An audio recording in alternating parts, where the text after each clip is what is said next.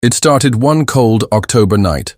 The clock struck 3 a.m. and Maya's phone buzzed, the screen flashing unknown caller. She hesitated before letting it ring out. Just a prank, she thought. But the next night, and the one after that, the calls kept coming. At exactly 3 a.m. Then, on the seventh night, curiosity got the better of her. She answered. "Hello?" Her voice was barely a whisper. The line crackled. Then a voice, deep and unsettling, spoke. "I know what you did, Maya." Her breath hitched. "Who is this?" A soft chuckle. "You already know." She didn't. But the way they said her name, the weight of it, sent chills through her spine. "You've been keeping secrets," the voice continued. "Shall we talk about them?" She hung up, heart pounding. But the calls didn't stop. Maya started losing sleep. She blocked the number. The calls still came. She changed phones. It didn't help. She even stayed over at her friend Priya's house. Yet at 3 a.m., her phone rang again. One night, she decided to test the voice. "What? Do you think I've done?" she asked, trying to sound unbothered. A pause. Then the voice whispered, "You left him to die." Maya froze. No one knew about that night, about the storm, about the accident on the highway. She had been behind the wheel when her ex-boyfriend, Arjun, begged her to stop the car, but she had been too angry, too hurt. She had kept driving.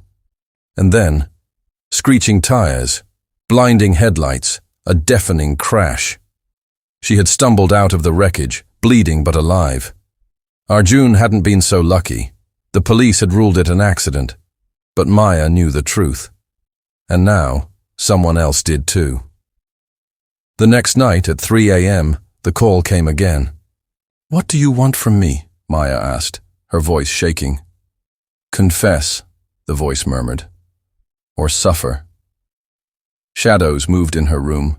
She swore she saw a figure standing in the corner. But when she turned the lights on, nothing was there.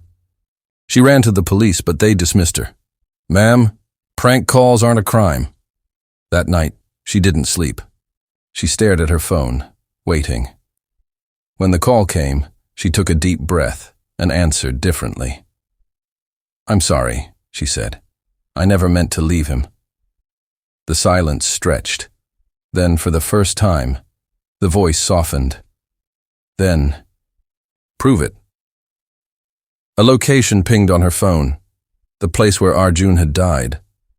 Maya stood at the crash site, cold air biting at her skin. The road was deserted. The wind howled. Her phone rang. "Now what?" she whispered. "Step forward," the voice instructed. She did.